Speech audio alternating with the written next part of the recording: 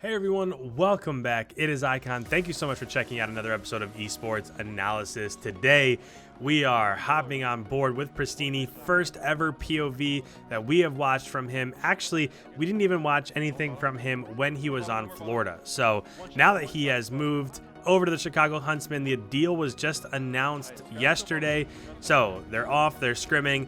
This matchup is against London. I believe they went 3-2 in map count. I don't remember off the top of my head which maps they lost. I think it was Gunrunner and Ramaza, I think they lost. I could be wrong. But either way, as we hop into this one, a couple things that I want you guys to watch out for. First is that you're going to notice from Preston is that he plays super fast. He's always up around the hill, and he's always playing uber aggressive, right? Whenever there's something going on, when there's hectic play on the map, you can usually find him right in the middle of it. So that's the first thing to look out for. The second thing is that when we do turn up the volume on their team comms, I will say that you are going to see a little bit of a difference when it comes to his team comms versus what you were getting from General. Remember, General was a coach, so he kind of has a little bit more experience with dealing with players, with directing them, how to deal with them, how to direct them, stuff like that. Not that Preston is bad at it. It's just not quite the same in terms of communication. So the gameplay is probably a little bit better. He's definitely that annoying up in your face SMG, which is what they need, right? It's kind of what Chicago has been missing. But the communication might not be where it was at, but that's okay. It'll get there, right? This is the very first day. This is actually the very first map that they've played together. So as we go ahead and hop into the actual analysis here, first thing that I'll say is that they did end up giving up P2 spawns, and when it comes to every hardpoint on every map, P2 is the most dominant hardpoint location of any map, any hardpoint in this game. So it is important, of course, to try to contest inside of P1, but the last thing you want to do is send too many people into P1 and end up giving up the spawns for P2. If you give up the spawns for P2, you're going to be down as you go throughout the rest of the map. Again, this is early, right? It's only the first series that they've played together, so those are things that could be ironed out as they go along here. As we've rotated over to P3, we'll see where, so Preston spawns over here in Warehouse, which means that you just saw that he also died from top L. This will be, so as he comes up off spawn right here, he's spawning in the middle of the map, but he is spawning over on P2 side of the map. So this is not a very good start, right? Because Chicago did get P2 spawns, and then they were flipped when it came to P2, and then as it rotates to P3, 4, and 5, you want to hold that back spawn over by P5, and they gave that one up as well. Now, fortunately, the score in the bottom left, they're only down by like 20. So if they can put together a big hill inside of P4, they can get the majority of this time. And then if they can flip, that would be great. But you want to start here by getting a ton of time inside of P4. And it looks like they are still spawning out. Minimap top left-hand corner. I was just kind of watching where those green arrows came up off of spawn. They did spawn on the top part of the map right by P2. So it's a really nice job getting these first 20 seconds inside the hill. The map is already tied, so if they can get the last 40 seconds of this hill, then really it doesn't even matter too much if they're able to flip, right? Because if you're able to get 40 points here and you give up 40 or 50 points, then it's going to be a wash. It's going to be a tie ball game at the end of the first set of rotations. Not saying that is what will happen, but if you're just thinking ahead of trying to win the map, then hill by hill, you want to try to stay as even as you possibly can, especially if you don't have spawns. And this could be it. So right there, with about 10 seconds left in the P4 hardpoint, they were able to push through. Preston got a kill in the back by Blue Van, and now he's working back towards mid-map. So he's just trying to get cuts as they push out mid-map, as they push out over by Yellow.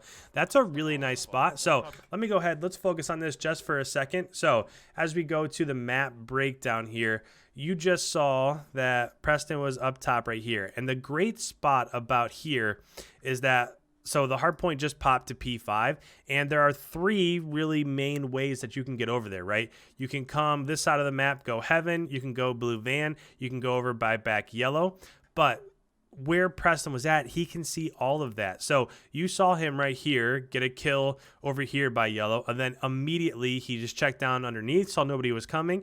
Then he was able to push around and get that right side also. And anybody that would be advancing through either of those routes would never see him, right? He would have the jump on all of them because nobody's going to be expecting to be shot in the back. So that's a really nice job of positioning. A lot of times it's just little stuff that can end up making the difference. Not that that's going to end up, they won because Preston was in that scenario, but think about it. If he's on the ground in mid-map, then if he's looking to the left, he can be shot from the right. So just that location right there, I really like that positioning. And as of now, as he died, he spawned behind his teammates, so his teammates then pushed up. He's now getting the hill time. Looks like he and Scump are working the left-hand side of the map.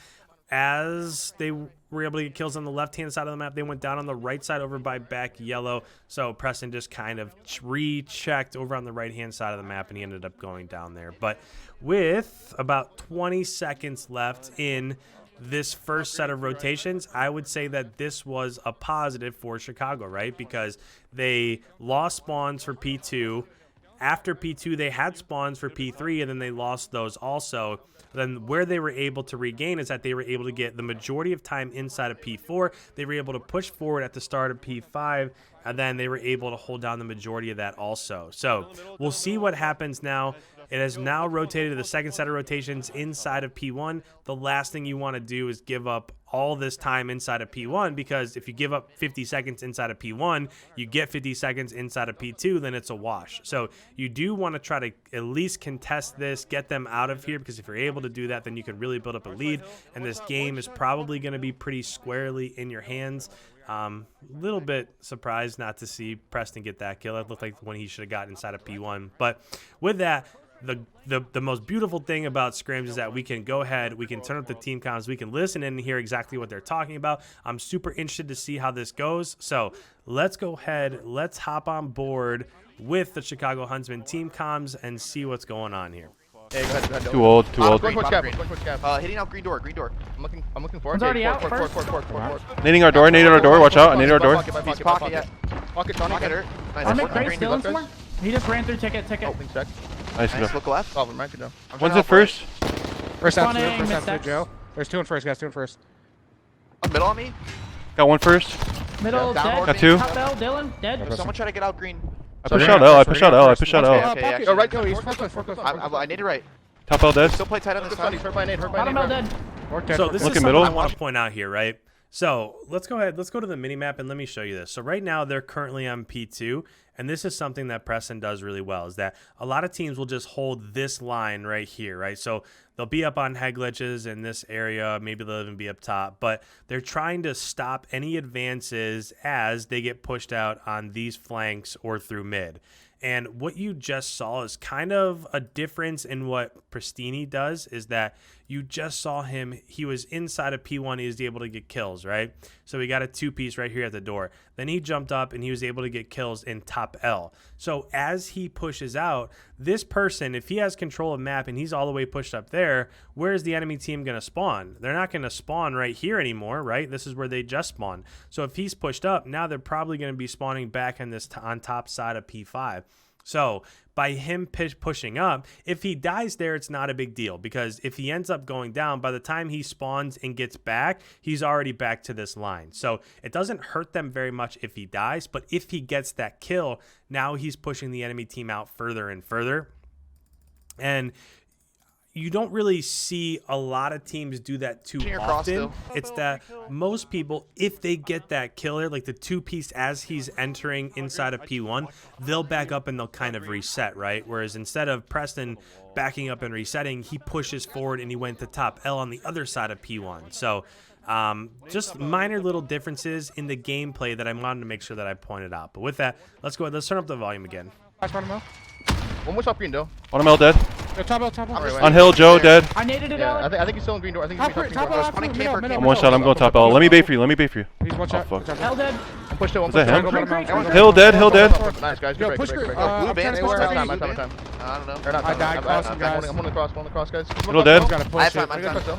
Two more middle, guys. I built up. I know I keep doing this, but I want to stop this again because I feel like this is pretty important. Right there, as we rotated from P2 over to P3. You saw a nice kill inside of bottom L. You saw a challenge inside the hill, which he was able to get that. Then he came back out and he went top L and he was able to get another kill. So he had a nice 3-piece there. And talking through that 3-piece, the importance of that is that as that was happening, he took out 3 people on this side of the map. So as his teammates spawned over here inside of P1, now all of a sudden you can put pressure on back yellow. As you put pressure on back yellow, now you could potentially get those spawns. And if you get those spawns, especially as it's about to rotate to P4 and eventually P5, now you're in business, because if you have those spawns for P5, they're getting to the point where they can win the game off of that hard point. Let's go ahead. Let's listen back in. Top green dead. No one middle. Two more mid. Got one. Holding top L. Got them all. Bottom L's open. Bottom L's open. I have I'm at new. I'm push out green. Guys. You can push out a timeout. No one green dead. I have bottom L right now. There's mid L. They're gonna be mid L. Joe their door. Joe their first I door. gave up bottom L. I gave up bottom L. Got Dylan on new. Another one on new. He went tools, guys. Yeah, he's tools. Tools dead. Top L. I kill him. Nice, good up. Hey, brother. Yo, no one bottom mill or something. Yeah, bottom mill. He's on half wall. Yeah, He's on last, Dylan. I'm pulling on AR to get out. There's a trophy. We gotta go. We gotta get yellow. We gotta try to get to yellow, guys. I flashed him. We have to kill this guy. Alright, guys, stop. Don't ever. Slant dead. You push out. They're fucking up. 3-3. They're fucking up. I'm sliding in. I'm flooding middle. I'm flooding. Before I have all mid. There's two there. Nice shots. Joe's mid map. Going their door. Got one. He's weak. One shot. Nice, good up. No one their door. Nice. Nice, Matt. Let's go. Yeah. I'm nading back right. Yeah, I'm helping you, Hill. Now, this is an got one. interesting point, because they ended up giving up spawns, but if they get almost every point inside the current hard point, they can win here off of P4. So now you're at the point where, you know, we have a 60-point lead. Let's just sell out. Let's go for the win. Let's get everybody inside the hill and let's try to win it. Preston pushes forward. Probably a little bit of a sneaky play there. Low chance, high reward, right? If he gets through, then they probably get spawns there, but it's a low chance that he does actually get through. But right here, nice 3-piece there from, nice 4-piece. Actually, one of them was his teammate. So 3-piece there from Scump with 1 second left. They're able to finish the game right there.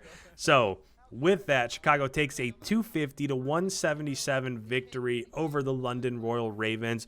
Overall, I think you were able to see just a little bit of the aggression that PRESTINNI brings. I want to bring up the scoreboard here just so that we can see how the teams did overall. So he ended up going 24-24, nothing special. He was pretty much around there all day. Some days he was slightly positive. Some of these matches he was slightly negative. RC's with a 31-24. I think one of the maps, Envoy dropped like 46 or something. I forget which one it was. I think it might have been the Azir Cave. So it's not like he went 46-24 or something. He was right around that middle range. But I think in this one, you could see a little bit of what he brings to the table, right? Playing aggressive, pushing out the enemy team spawn, whereas most people like that 2-piece. I keep thinking back to that 2-piece inside of P1. He got the 2 kills as they had P2, and then instead of backing up, he pushed forward into top L. He was able to get a kill inside of top L, and now that they got control of top L, when they spawned in P1, they were able to push forward and get that left side of the map control. So all of that was started by PRESTINNI, and he did have the second most time inside the Hardpoint. So playing aggressive, playing fast, and playing the objective for the team. So if you're new around here, you enjoy this sort of content, make sure you hit the subscribe button down below. I put up brand new videos like this every single day. Any comments whatsoever about PRESTINNI joining the squad, make sure you put them down below. I love reading your guys' comments and the interactions. Make sure you leave a like before you head on the way. It really helps out the channel. And with that, guys, thank you so much. I will catch you in tomorrow's upload.